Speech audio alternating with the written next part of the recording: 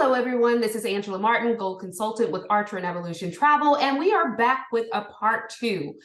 Part two, we're going to be covering with Calendly is how to add the meeting dates. So that is what we're going to be covering in this particular training. And let's go ahead and get started because you've already set up your Calendly. That was in part one. Now it's time to learn how to upload and change the meeting dates. So I'm going to show you that really quickly. Let's get out of here. And the first thing I want to bring up is the calendar for the informational meeting schedule. You can find this in Discord so that you'll know what meetings or what times and what Zoom information you'll need to know. So you can easily put these and transfer them over into your calendar. Now, of course, you want to select days that you will also be available, or you can have someone on to actually attend the meeting with your prospects. But just make sure that you have this calendar so that you can put the days and the times. Be mindful that all times in this calendar are in Pacific Standard Time. So you want to make sure that you're adjusting, or for yourself, you know that you have adjusted and you know what time you need to attend, okay? So let's go ahead and get started. I'm going to pull up that previously created calendar via Calendly. So here is the Calendly that I created, okay? Notice how I have remote travel agent informational meeting, but I notice that the time is not correct. So you'll probably have the 30-minute preset as a default. The way that you change that is by simply clicking on the box, and you can edit this event. So we now want to go to when can people book this event? You'll notice that it says what event is this, and then when can people book this event? You're going to click on this second option here, and what we're going to do is we don't want it set for 60 calendar days, certainly not.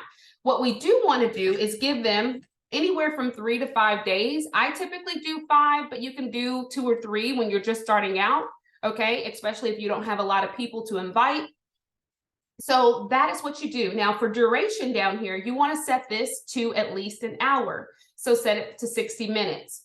Now, the other thing that you want to do, notice that it already has a default of 9 to 5 set as your weekly hours, because that's what a typical 9 to 5 job entails. But what you can do is you can remove these intervals by clicking on the trash can, and you can go to date overrides, okay? So I highly recommend that you remove these. That way, there are no times that are pre-populated on your calendar whatsoever. And then you can go in and select date overrides.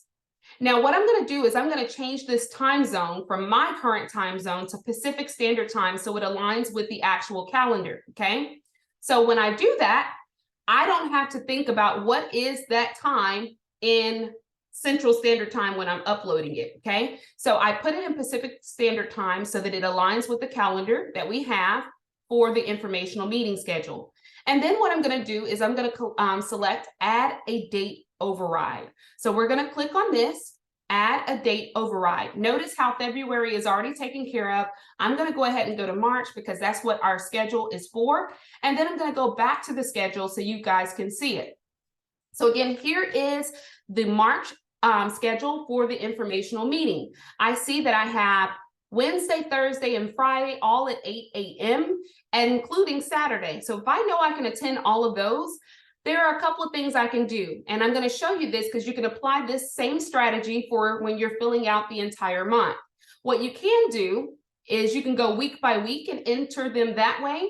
Okay, and so let's go ahead and start there. I'm going to go ahead and enter in the 1st through the 4th on my calendar, and I have it set. I'm going to set it from 8 a.m.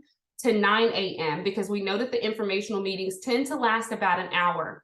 So let's go back to that, and I'm going to select Wednesday, Thursday, Friday, and Saturday. So as you can see, I can select multiple days.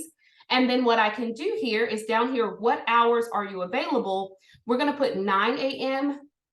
to 10 a.m. Oh, excuse me, it should be 8 a.m. according to the calendar. 8 a.m. to 9 a.m. Pacific Standard Time. And we're going to apply that. So I'm going to click off and I'm going to apply. Now, the way that you can always verify is you can go out of here after I save and close. You definitely want to save and close that But what you can do is that you can then go to view live page, okay? So view live page allows you to see those dates. Notice how they can only book 3 days in advance. So the only 2 days that are showing are Wednesday and Thursday.